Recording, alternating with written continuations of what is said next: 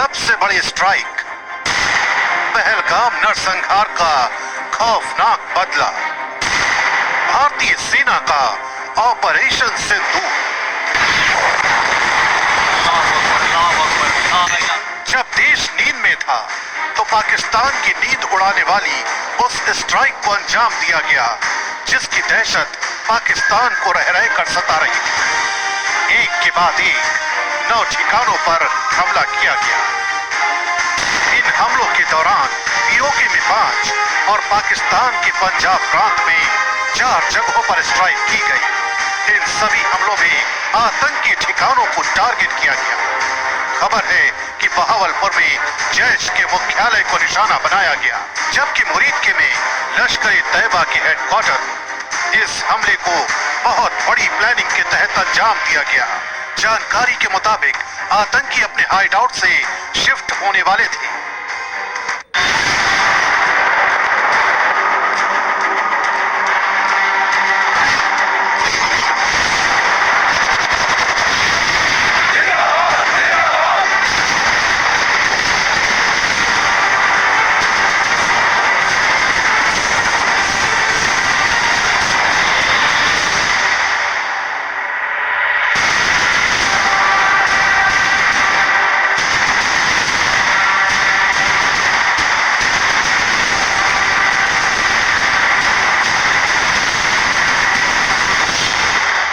घंटे में पाकिस्तान की हार, गोला बारूद हुआ गायब।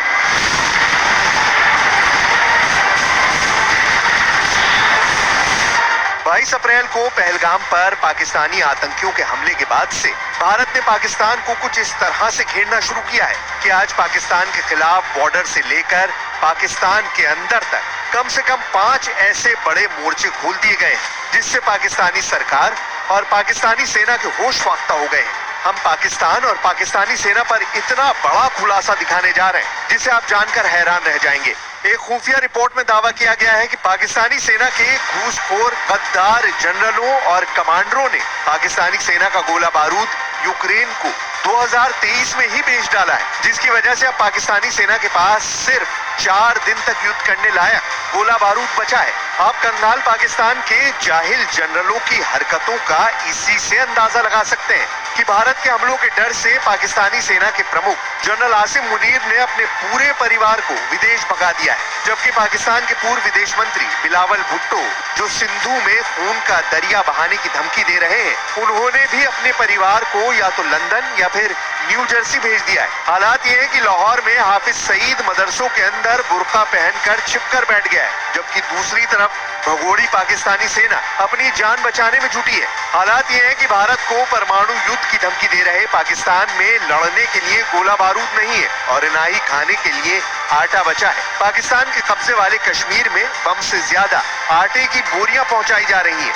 इस वक्त पूरे पाकिस्तान में एक तरफ रोटी चाहिए, रोटी चाहिए, रोटी चाहिए की आवाजें आ रही हैं, तो दूसरी तरफ पाकिस्तानी सेना बम चाहिए, बम चाहिए, बम चाहिए की चीखें मार रही। जरा देखिए कैसे कंगाल पाकिस्तान के पास अब सिर्फ कटोरा बम बचे हैं। पाकिस्तान के पास कटोरा बम, 4 दिन में जनरल मुनीर का सरेंडर। जरा 1 मई के इस वीडियो को गौर से देखिए। ये वीडियो पाकिस्तान में टिल्ला फील्ड फायरिंग रेंज का है, जहां पाकिस्तानी सेना के प्रमुख जनरल सैयद आसिम मुनीर अपने फौजियों में जोश भर रहे हैं।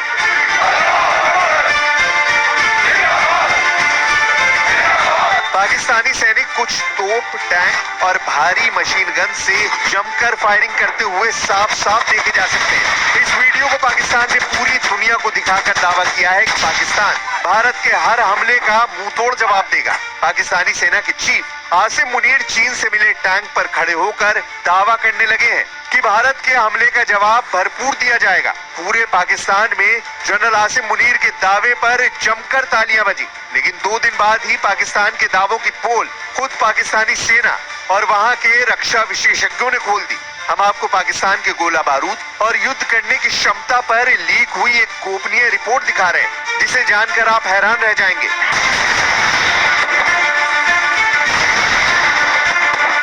भारत को आंख दिखाने वाला पाकिस्तान खुद सड़क पर आ चुका है। सिंधु हमारा है। ऐसा इसलिए क्योंकि पाकिस्तान इस वक्त गोला बारूद की कमी से जूझ रहा है।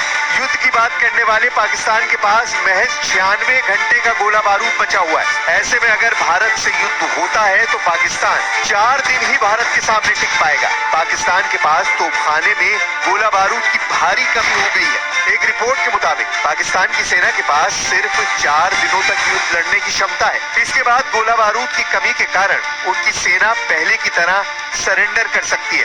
वहीं भारत की सैन्य ताकत के सामने तो पाकिस्तान दूर दूर तक कहीं नहीं दिखाई दे रहा है। पाकिस्तान के पास 4 दिन तक युद्ध लड़ने की क्षमता है। हालत ये हो चुकी है कि पाकिस्तानी सेना के पास टैंकों में भरने के लिए ईंधन तक मौजूद नहीं है।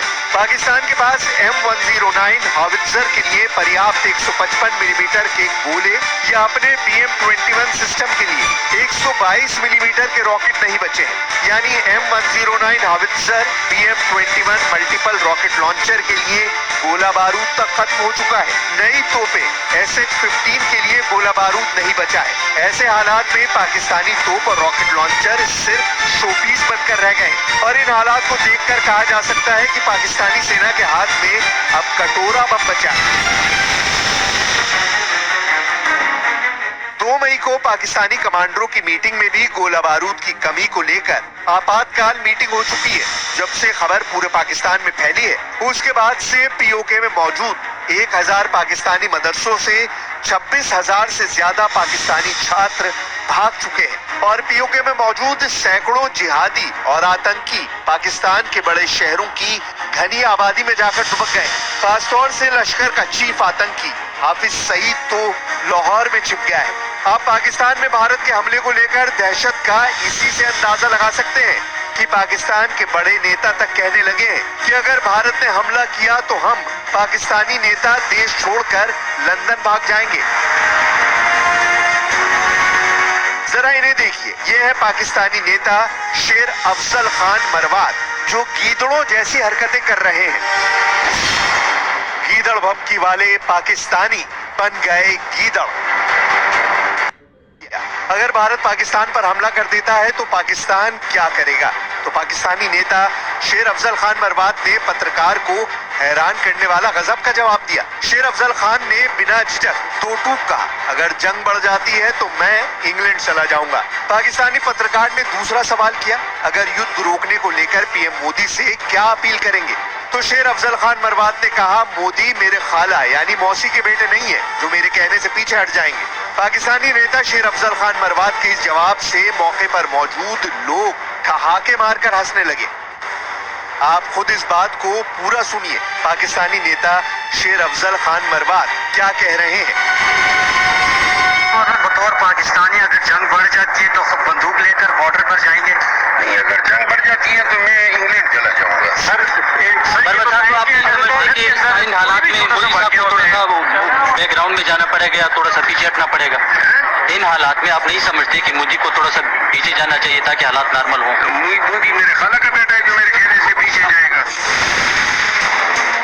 अब तो पाकिस्तानी भी समझ चुके हैं कि पाकिस्तानी सेना सिर्फ भारत को गीदड़ भभकी दे रही है। उसके पास भारत से मुकाबले के लिए बम और हथियार है ही नहीं। पहले खबर आई थी कि भारत लगातार 40 दिन तक युद्ध कर सकता है, जबकि पाकिस्तान सिर्फ 7 दिन तक युद्ध कर सकता है।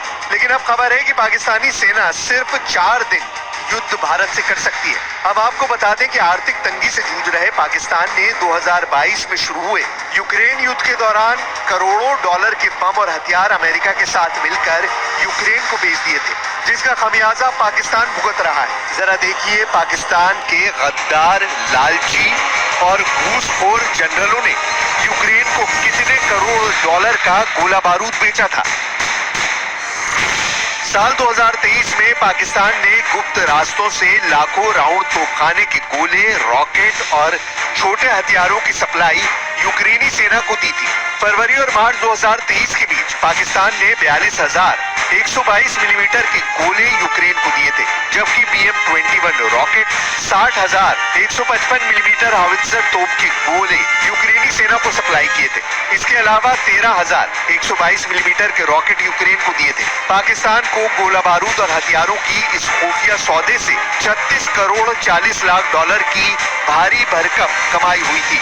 इस सौदे से हुए फायदे का 80% हिस्सा रावलपिंडी में पाकिस्तानी सेना के GHQ में भेज दिया गया था। लेकिन जिस पाकिस्तान ने 2 साल पहले 36 करोड़ 40 लाख डॉलर के हथियार यूक्रेन को बेचे थे, अब उन हथियारों की कीमत 41 करोड़ 50 लाख डॉलर को पार कर चुकी है, जिसे खरीदना कंगाल पाकिस्तान के बस की बात नहीं है, क्योंकि पाकिस्तानी जनरल पहले ही यूक्रेन से मिले करोड़ों डॉलर नकार चुके हैं। POK में 100 करोड़ का आटा युद्ध पाकिस्तान को घुटनों पर लाई रोटी।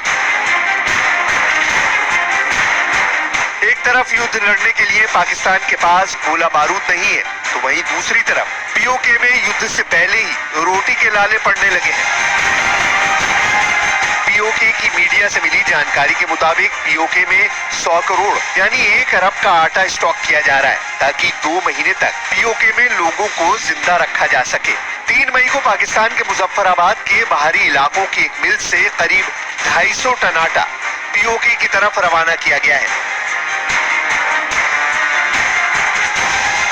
भारत की ताबड़तोड़ एक्शन से पाकिस्तान घबराया हुआ है और POK में 2 महीने का आटा जमा कर रहा है। पाकिस्तानी सरकार ने LOC के पास विशेष रूप से आटा स्टॉक करने का निर्देश दिया है। पाकिस्तानी समाचार वेबसाइट द डॉन में छपी रिपोर्ट के मुताबिक POK की सरकार ने LOC से सटे इलाकों में विशेष रूप से लंबे समय तक टिकने वाला गेहूं का आटा स्टॉक करने का निर्देश दिया है। पाकिस्तान के डॉन की रिपोर्ट के मुताबिक POK के खाद्य मंत्री चौधरी अकबर इब्राहिम ने POK के प्रधानमंत्री चौधरी अनवरुल हक के निर्देश पर LOC बेल्ट में 2 महीने के लिए आटे का स्टॉक करने की मुहिम चला रखी है।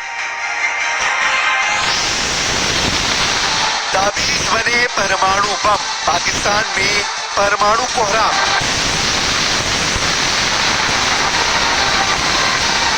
इस बीच चौतरफा घिरा पाकिस्तान LOC पर सीज फायर तोड़ने में जुटा है। पाकिस्तानी सेना ने कुपवाड़ा, बारामूला, पुंछ, राजौरी, मेंढर, नौशेरा, सुंदरबनी और अखनूर इलाकों में फायरिंग की है।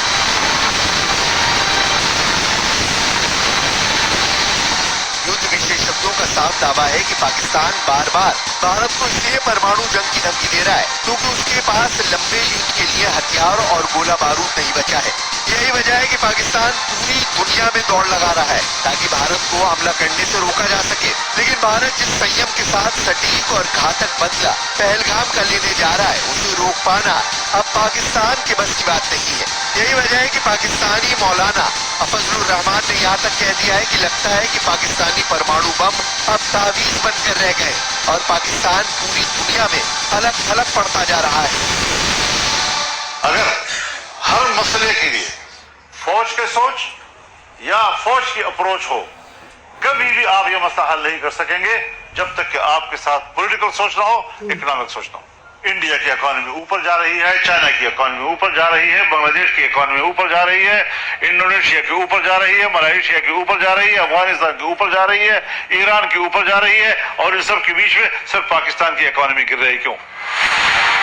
अब ऐसे हालात में आप अंदाजा लगा सकते हैं कि आने वाले घंटों में अगर भारत पाकिस्तान के खिलाफ बड़ा एक्शन लेता है तो पाकिस्तानी सेना का क्या हाल होगा।